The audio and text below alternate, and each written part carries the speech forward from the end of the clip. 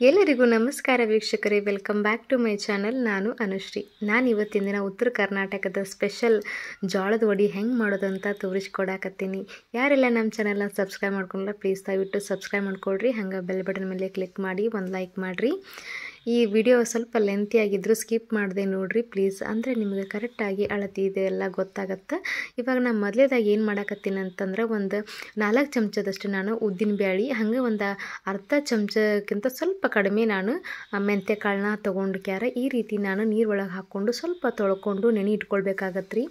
ಜಾಸ್ತಿ ಮೆಂತ್ಯ ಕಾಳು ಹಾಕಕ್ಕೆ ಹೋಗ್ಬೇಡ್ರಿ. ನಾ ಎಷ್ಟು ಅಳತಿ ತೋರಿಸಿಲ್ಲ ಅಷ್ಟು ಹಾಕ್ಕೊಳ್ರಿ, ಯಾಕಂದ್ರೆ ಜಾಸ್ತಿ ಹಾಕಿಬಿಟ್ರೆ ಕಹಿ ಆಗುತ್ತೆ. ಸೊ ಹಾಗಾಗಿ ಇದನ್ನೆಲ್ಲನೂ ಒಂದು 4 ತಾಸು ನೆನಿಬೇಕಾಗತ್ತೆ. ಇವಾಗ ನೋಡ್ರಿ ಒಂದು 4 ತಾಸು ಆಗೈತಿ, ಚಂದ ನೆನೆದೈತಿ ಉದ್ದಿನ ಬ್ಯಾಳಿ. ಇವಾಗ ನಾವೇನು ಮಾಡೋಣ ಅಂದ್ರೆ ಜಾರಿಗೆ ಹಾಕ್ಕೊಂಡು ಬಿಟ್ಟು ನಾವು ಇದನ್ನು ನೈಸಾಗಿ ರುಬ್ಕೊಳ್ಬೇಕಾಗತ್ತೆ ರೀ. ನೀವು ತರಿತರಿಯಾಗಿ ರುಬ್ಬಕ್ಕೆ ಹೋಗ್ಬೇಡ್ರಿ, ಸ್ವಲ್ಪ ನೀರು ಹಾಕ್ಕೊಂಡು ಪೂರ ಆದಷ್ಟು ನೈಸಾಗಿ ರುಬ್ಕೊಳ್ರಿ. ಯಾಕಂತಂದ್ರೆ ತರಿತರಿಯಾಗಿ ರುಬ್ಬಿದ್ರೆ ಒಡಿ ತಟ್ಟದಾಗ ಎಣ್ಣೆ ಒಳಗೆ ಹಾಕಿದಾಗ ಒಡಿಯತ್ತೆ. ಸೊ ಹಾಗಾಗಿ ಅಂದ್ರೆ ಉಬ್ಬಿ ಬರೋಂಗಿಲ್ಲ. ಇವಾಗ ನೋಡ್ರಿ ಈ ರೀತಿ ನಾನು ನೈಸಾಗಿ ರುಬ್ಕೊಂಡೀನಿ. ಇವಾಗ ನಾವು ಹಿಟ್ಟಿಗೆ ಏನೇನು ತೊಗೊಳತ್ತೀನಿ ಅಂತಂದರೆ, ನಾನು ಒಂದು 2 ಕಪ್ನಷ್ಟು ನಾನು ಗೋಧಿ ಹಿಟ್ಟನ್ನು ತೊಗೊಳಕತ್ತೀನಿ ರೀ. ಈಗ ಗೋಧಿ ಹಿಟ್ಟು 2 ಕಪ್ಪು, ಇದಕ್ಕೆ 1/4 ಕಪ್ನಷ್ಟು ನಾನು ಜೋಳದ ಹಿಟ್ಟನ್ನು ತೊಗೊಳಕತ್ತೀನಿ. ಇದು ಕರೆಕ್ಟ್ ಅಳತಿ ಅದ ನೋಡ್ರಿ, ನಾನು ತೋರಿಸಿದ್ದು ಮೆಜರ್ಮೆಂಟ್ ಇದೇ ರೀತಿ ನೀವು ತೊಗೊಳ್ರಿ. ಅಂದ್ರೆ ನಾನು ಮಾಡಿದ್ನೆಲ್ಲ ಕರೆಕ್ಟಾಗಿ ಅಳತಿ ಸಿಕ್ಕೈತಿ. ಇವಾಗ ಜೋಳದ ಹಿಟ್ಟು ಹಾಕೊಂಡಾದ್ಮೇಲೆ ಹಂಗೆ ನಾನು ಇದಕ್ಕೆ ಒಂದು 3 ಚಮಚದಷ್ಟು ನಾನು ಕಡ್ಲೆ ಹಿಟ್ಟನ್ನು ಹಾಕೊಳಕತ್ತೀನಿ ರೀ. ಕಡ್ಲೆ ಹಿಟ್ಟು ಸ್ಕಿಪ್ ಮಾಡ್ಕೊಳಕ್ಕೆ ಹೋಗ್ಬಿಟ್ಟು ಕಡ್ಲೆ ಹಿಟ್ಟು ಹಾಕೊಳ್ರಿ, ಚೆನ್ನಾಗಿ ಬರುತ್ತೆ. ಈ ಕಡ್ಲೆ ಹಿಟ್ಟು ಹಾಕಿದ ಆದಮೇಲೆ ನಾನು ಇದಕ್ಕೆ ಮತ್ತೇನೇನು ಹಾಕ್ತೀನಿ ಅಂತಂದ್ರೆ, 1 ಚಮಚದಷ್ಟು ನಾನು ಜೀರಿಗೆನ ಹಾಕೊಳಕತ್ತೀನಿ ರೀ. ಈ ರೀತಿ ಜೀರಿಗೆ ಹಾಕೊಳ್ಳೋದ್ರಿಂದ ತುಂಬ ಚೆನ್ನಾಗಿ ಅನಿಸುತ್ತೆ, ಫ್ಲೇವರ್ ಬರುತ್ತೆ. ಹಾಗೆ 1 ಚಮಚದಷ್ಟು ಅರಿಶಿನ.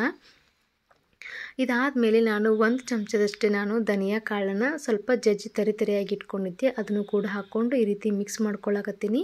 ಈ ಧನಿಯಾನ ಪೂರ್ತಿ ಪೌಡ್ರ್ ಹಾಕೊಳಕ್ಕೆ ಹೋಗ್ಬೇಡ್ರಿ, ತರಿಯಾಗಿ ಹಾಕ್ಕೊಳ್ರಿ. ಅಂದರೆ ನಾವು ವಡಿ ಮಾಡಿದಾಗ ನಾವು ಇದು ಒಂದು ತಿನ್ನು ಹೊತ್ನ್ಯಾಗ ಒಂದೊಂದು ಪೀಸ್ಗಳೆಲ್ಲ ಬರುತ್ತೆ, ಜೀರಿಗೆ ಅದೆಲ್ಲ ಫ್ಲೇವರ್ ಬಾಯಲ್ಲಿ ಬರ್ತಾ ಇರುತ್ತೆ. ಹಂಗೆ ನಾನು ಇದನ್ನ ಅಷ್ಟನ್ನು ಚಂದ ಕೈಲಿ ಮಿಕ್ಸ್ ಮಾಡ್ಕೊಂಡು ನಾನು ಸ್ವಲ್ಪ ಇದಕ್ಕೆ ನಾನು ಈ ಜಾರ್ ಒಳಗೆ ನೀರು ಹಾಕ್ಕೊಂಡು ಅದನ್ನು ಸ್ವಲ್ಪ ಮಿಕ್ಸ್ ಮಾಡಿಕೊಂಡು ಸ್ವಲ್ಪ ನೀರು ಹಾಕ್ಕೊಳತ್ತೀನಿ ರೀ.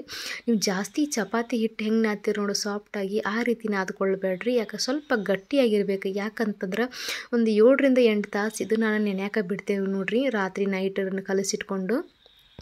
ಸೊ ಅದಕ್ಕೆ ನಾವೇನು ಮಾಡ್ಬೇಕಂತಂದ್ರೆ ಗಟ್ಟಿಯಾಗಿ ನಾದ್ಕೋಬೇಕಾಗತ್ತೆ. ಇದು ನೀವು ಮೆತ್ತಗೆ ನಾದ್ಕೊಳ್ಳೋಕೆ ಹೋಗ್ಬೇಡ್ರಿ. ಇದ್ರ ಮೇಲ್ಗಡೆ ಸ್ವಲ್ಪ ನಾನು ನೀರು ಹಚ್ಕೊಳಕತ್ತೀನಿ ನೋಡ್ರಿ. ಈ ರೀತಿ ಹಿಂಗೆ ಮೇಲ್ಗಡೆ ಸ್ವಲ್ಪ ನೀರು ಚಿಮುಕ್ ಹೊಡೆದಕ್ಕೆ ನಾನು ಒಂದು ಪ್ಲೇಟ್ ಮುಚ್ಚಿ ಒಂದು 7ರಿಂದ 8 ತಾಸು ಬಿಡಾಕತ್ತೀನಿ. ಯಾಕೆ ನೀರು ಹಚ್ಚಾಕತ್ತೀನಿ ಅಂದ್ರೆ ಗಟ್ಟಿಯಾಗಿ ಒಣಗಿ ಬಿಡುತ್ತಲ್ಲ. ಸೊ ಹಾಗಾಗಿ ಜೋಳದ ಹಿಟ್ಟಿರತ್ತೆ ನೋಡ್ರಿ, ಬಿರುಕು ಬಿಟ್ಬಿಡುತ್ತೆ. ಸೊ ಅದಕ್ಕಾಗಿ ನಾನು ನೀರು ಹಚ್ಕೊಂಡು ಒಂದು 8 ತಾಸು ನೆನೆಯಾಕೆ ಬಿಟ್ಟಿನಿ. ಇವಾಗ ಬೆಳಗಿನ ಜಾವ ನೆನೆದೈತಿ ಪೂರ್ತಿ ಹಿಟ್ಟು ನೋಡ್ರಿ, ಎಷ್ಟು ಚೆನ್ನಾಗಿ ಸಾಫ್ಟಾಗಿ ಬಂದೈತಿ. ನಾನು ನನ್ನ ಮಕ್ಕಳಿಗೆ ಬೆಳಗ್ಗೆ ಟಿಫಿನ್ ಬಾಕ್ಸಿಗೆ ಹಾಕಿದ್ರೆ ಆಯ್ತಂತ ಬೆಳಗಿನ ಜಾವಕ್ಕೆ ಮಾಡಾಕತ್ತಿದ್ದೆ. ಸೊ ಇವಾಗ ನಾನು ಈ ಹಿಟ್ಟನ್ನ ಪೂರ್ತಿ ಸಾಫ್ಟಾಗಿ ನಾದ್ಕೊಳ್ಳಾಕತ್ತೀನಿ. ಈ ಹಿಟ್ಟು ವಡಿ ಹಿಟ್ಟು ನಾದೋದ್ರಾಗಿರುತ್ತೆ ನೋಡ್ರಿ, ಹಿಟ್ಟು ಸಾಫ್ಟಾಗಿ ಎಷ್ಟು ಚಂದ ನೀವು ನಾದ್ತಿರಲ್ಲ ಅಷ್ಟು ಚೆನ್ನಾಗಿ ಬರುತ್ತೆ. ಇವಾಗ ನಾನು ಇದಕ್ಕೆ ಖಾರಕ್ಕೆ ಮಸಾಲಿನ ಏನೇನು ಮಾಡ್ಕೊಳಕತ್ತೀನಿ ಅಂತಂದ್ರೆ, ನಾನು ಒಂದು 10ರಿಂದ 12 ಹಸಿ ಮೆಣಸಿನ್ಕಾಯಿ ತೊಗೊಂಡು ಒಂದು ಅರ್ಧ ಚಮಚದಷ್ಟು ಎಣ್ಣೆನ ಹಾಕ್ಕೊಂಡು ಈ ಮೆಣಸಿನ್ಕಾಯಿನ ಹುರ್ಕೊಳ್ಳೋಣಂತ್ರಿ. ಈ ರೀತಿ ಮೆಣಸಿನ್ಕಾಯಿ ಹುರ್ಕೊಂಡು ಸ್ವಲ್ಪ ತಣ್ಣಗಾಗದಾದ್ಮೇಲೆ ನಾನು ಸ್ವಲ್ಪ ಜಾರಿಗೆ ಹಾಕ್ಕೊಳಕತ್ತೀನಿ. ಜಾರಿಗೆ ಹಾಕ್ಕೊಂಡು ಇದಕ್ಕೆ ನಾನು ಒಂದು 4 ಪೀಸ್ನಷ್ಟು ಹಸಿ ಶುಂಠಿ, ಹಂಗೆ 1-2 ಗಡ್ಡೆ ಬೆಳ್ಳುಳ್ಳಿ, ಹಂಗೆ ಮತ್ತು ನಾನು 1 ಚಮಚದಷ್ಟು ಜೀರಿಗೆ ಮತ್ತು ಉಪ್ಪು, ಕರಿಬೇವು ಸೊಪ್ಪು, ಕೊತ್ತಂಬರಿ ಸೊಪ್ಪು ಇದಷ್ಟು ಹಾಕ್ಕೊಂಡು ನಾವು ಚಂದಗೆ ರುಬ್ಕೊಳ್ಬೇಕಾಗತ್ತೆ. ಈ ರೀತಿ ಮಸಾಲೆ ಖಾರ ಮಾಡ್ಕೋಬೇಕು, ಹಸಿ ಖಾರದ್ದು. ಈ ರೀತಿ ನೀವು ಈ ಖಾರನ ಪಲ್ಯಕ್ಕೂ ಹಾಕಿ ಮಾಡಿ ನೋಡಿರಿ, ತುಂಬ ಚೆನ್ನಾಗಿರುತ್ತೆ. ಪಲ್ಯಕ್ಕೆ ಸಾಂಬಾರಿಗೆ ಹಾಕಿ ಮಾಡಿ ನೋಡಿರಿ, ತುಂಬ ಚೆನ್ನಾಗಿ ಅನಿಸುತ್ತೆ. ನಮ್ಮ ಕಡೆ ಉತ್ತರ ಕರ್ನಾಟಕ ಕಡೆ ಹಸಿ ಹಿಂಡಿ ಅಂತೂ ಮಾಡೇ ಬಿಡ್ತೀವಿ ನಾವು, ಖಾರದ ಹಿಂಡಿ. ಈ ರೀತಿ ಅಡುಗೆಗೆ ಮನೆಯಾಗೆಲ್ಲ ರೆಡಿ ಇರ್ತೈತಿ. ಇವಾಗ ಈ ರೀತಿ ನೈಸಾಗಿ ರುಬ್ಕೊಂಡು ಆದಮೇಲೆ ನಾನು ಈ ಹಿಟ್ಟಿಗೆ ಉಪ್ಪು ಹಾಕ್ಕೊಳಕತ್ತೀನಿ. 1 ಚಮಚದಷ್ಟು ರುಚಿಗೆ ತಕ್ಕಷ್ಟು ಉಪ್ಪು ಹಾಕ್ಕೊಂಡು ಹಾಗೆ ಈ ಖಾರನ ಹಾಕ್ಕೊಳಕತ್ತೀನಿ. ಸ್ವಲ್ಪ ಖಾರನ ಜಾಸ್ತಿ ಹಾಕೋರಿ, ಖಾರ ಉಪ್ಪು ಸ್ವಲ್ಪ ಜಾಸ್ತಿ ಇರಲಿ. ಯಾಕಂತಂದರೆ ಎಣ್ಣೆ ಒಳಗೆ ಕರೆದ್ವಿ ಅಂತಂದ್ರೆ ನಾವು ಖಾರ ಉಪ್ಪು ಎಲ್ಲನೂ ಅಟ್ಟಿಸುತ್ತೆ. ಸೊ ಹಾಗಾಗಿ ಸ್ವಲ್ಪ ಖಾರ ಜಾಸ್ತಿ ಇತ್ತಂದ್ರೆ ಎಣ್ಣೆ ಒಳಗೆ ಕರೆದ್ರೆ ಬರೋಬ್ಬರಿ ಅದಕ್ಕೆ ಬಂದ್ಬಿಡುತ್ತೆ. ಇವಾಗ ನಾನು ಉಪ್ಪು ಖಾರ ಹಾಕ್ಕೊಂಡು ಆದಮೇಲೆ ಪೂರ್ತಿ ಸ್ವಲ್ಪ ನೀರು ಸ್ವಲ್ಪ ಚಿಮುಕ್ ಹೊಡೆದು ಈ ಪೂರ್ತಿ ಖಾರ ಹಿಟ್ಟಿಗೆಲ್ಲನೂ ಅಂಟ್ಕೊಳ್ಬೇಕು ನೋಡ್ರಿ. ಅಲ್ಲಿವರೆಗೂ ನೀವು ಚೆನ್ನಾಗಿ ಮಿಕ್ಸ್ ಮಾಡಿಕೊಡ್ರಿ. ಈ ರೀತಿ ಪೂರ್ತಿ ಸಾಫ್ಟಾಗಿ ಬರಬೇಕು. ಹಂಗೆ ಇದಾದಮೇಲೆ ನಾನು ಸಣ್ಣ ಹೆಚ್ಚಿದ ಕೊತ್ತಂಬರಿ ಸೊಪ್ಪನ್ನ ಹಾಕ್ಕೊಳ್ತಾ ಇದ್ದೀನಿ.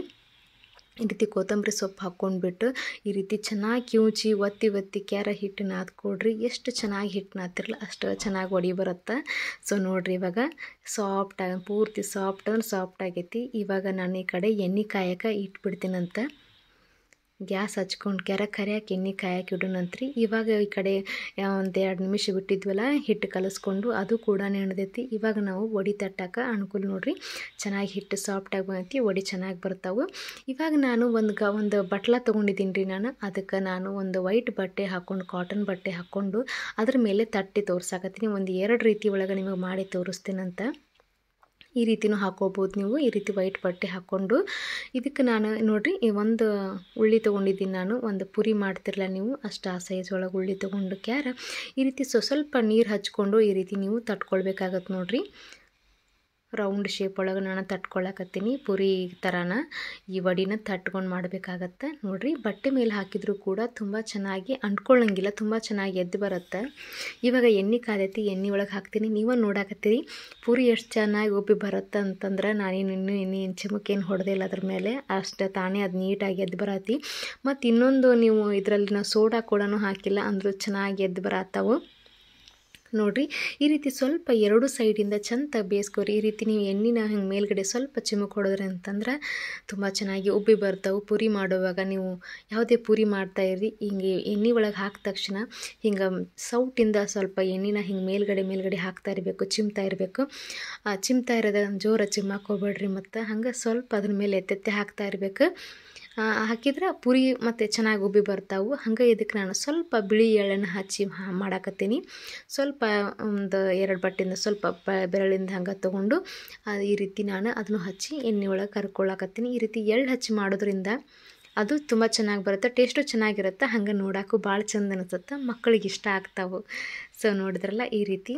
ಇನ್ನೊಂದು ಯಾವ ರೀತಿ ನಾನು ಮಾಡಿ ತೋರಿಸಿದ್ರೆ, ಒಂದು ಪ್ಲೇಟ್ ತೊಗೊಂಡು ಅದಕ್ಕೆ ಒಂದು ಸ್ವಲ್ಪ ಎಣ್ಣೆ ಹಚ್ಕೊಳ್ರಿ. ಎಣ್ಣೆ ಹಚ್ಕೊಂಡು ಈ ರೀತಿ ಲಟ್ಟಿಸ್ಕೊಂಡು ಈ ರೀತಿ ತಟ್ಕೊಂಡು ಎಣ್ಣೆ ಒಳಗೆ ನೀವು ಕರ್ಕೋಬೋದು. ಈ ರೀತಿನೂ ಮಾಡ್ಕೋಬೋದು. ಹಂಗೆ ನೀವು ಇನ್ನೂ ಇದು ಈಸಿ ಆಗ್ಬೇಕಂತಂದ್ರೆ, ಈಗ ಕರಿದು ಸೌಟ್ ಇದೆಯಲ್ಲ, ಈ ಸೌಟ್ ಮೇಲೆ ಕರ್ಕೊಂಡು ನೀವು ಹಂಗೆ ಇಡ್ಬೋದು. ಬಟ್ ಅದು ಟೈಮ್ ಹಿಡಿಯುತ್ತೆ. ಈ ಪ್ಲೇಟಲ್ಲಿ ಹಿಂಗೆ ಮಾಡ್ಕೋಬೋದು ನೀವು ನೋಡಿರಿ. ಇವಾಗ ಪೂರ್ತಿ ರೆಡಿ ಆಗೈತಿ.